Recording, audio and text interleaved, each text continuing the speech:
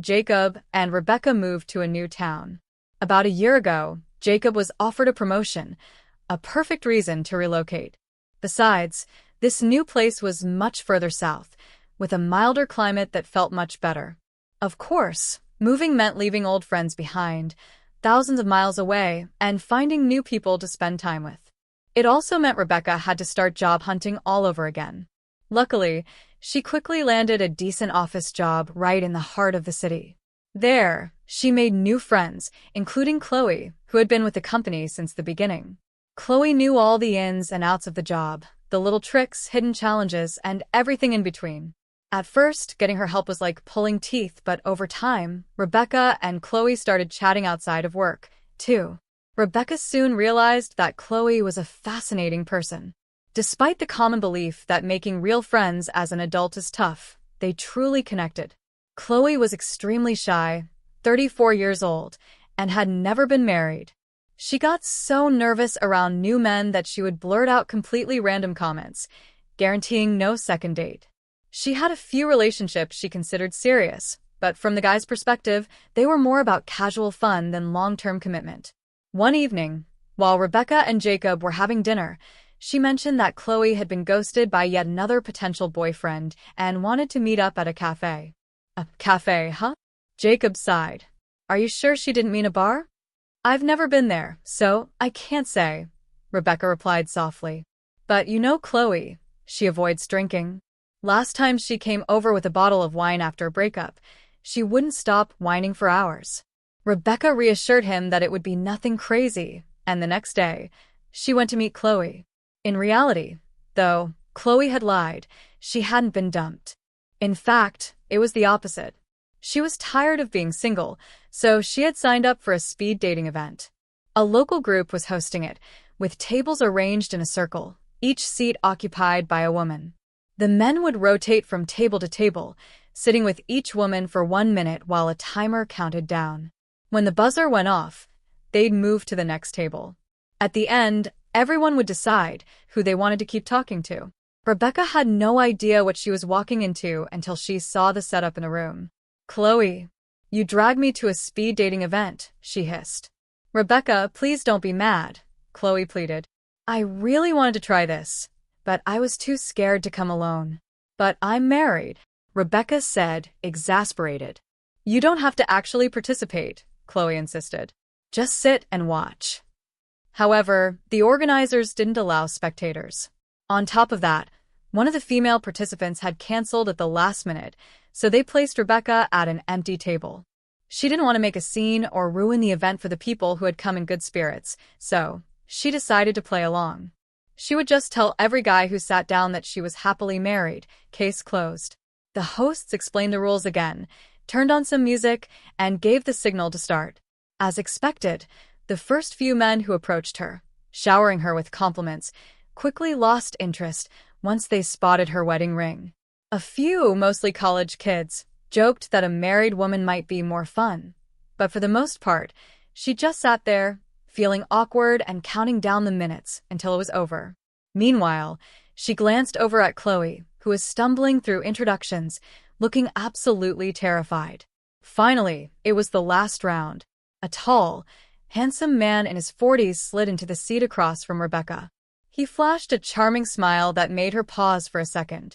She didn't show her ring right away. I noticed you the moment you walked in, he said smoothly. I also noticed your ring, so don't worry, he added, making her cheeks flush. We're just chatting, right?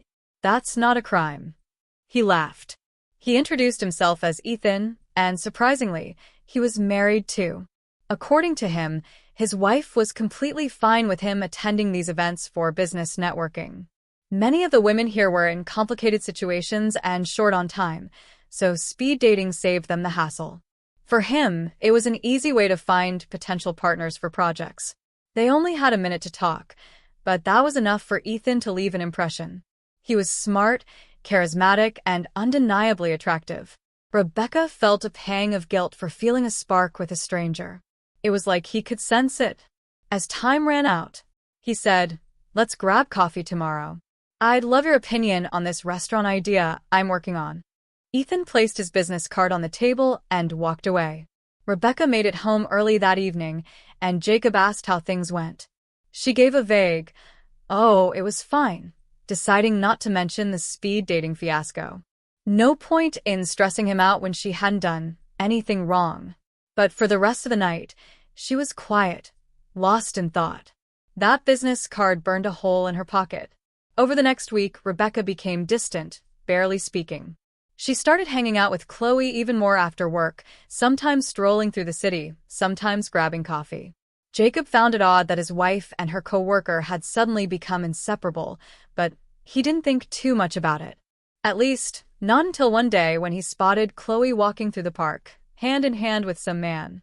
Well, guess she found someone new, Jacob thought, relieved that maybe Chloe would stop dragging Rebecca into her misery.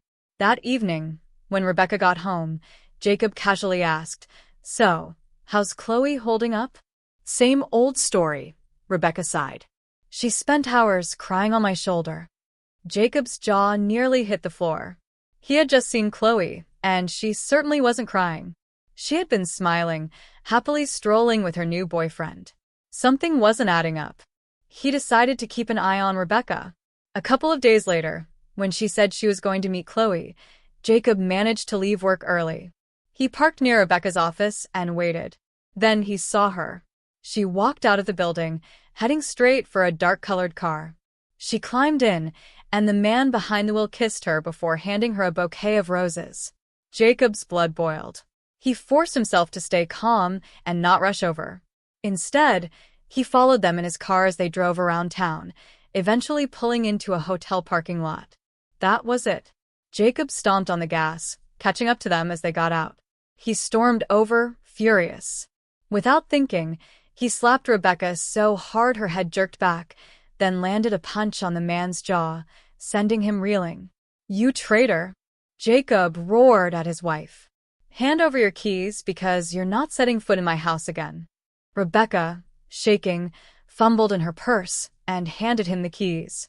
She opened her mouth to speak, but he silenced her with a sharp wave of his hand. That's when he noticed the man's wedding band. With one last glare, Jacob spun around and walked back to his car. Back home, Jacob started gathering Rebecca's clothes, tossing them into trash bags. As he yanked out an armload of her dresses, a small piece of paper fluttered to the floor. It was the same business card Rebecca had pocketed that night. Curious, Jacob looked up the company online. When he saw the photos, his suspicions were confirmed. The so-called Ethan was there, a face he now despised. His next move was cunning. Jacob tracked down Ethan's wife and told her about her husband's little hobby. Turns out, she had no idea, and she definitely wasn't okay with it. One can only imagine how she dealt with Ethan after that phone call. But there was more. Ethan's wife happened to be close friends with Rebecca's boss. Such a small world. Within days, Rebecca was fired from her job. And since she had been working off the books, they refused to pay her the rest of her salary. Now, she had no income and nowhere to go. Even Chloe couldn't help. She had moved in with her new boyfriend, leaving Rebecca out in the cold.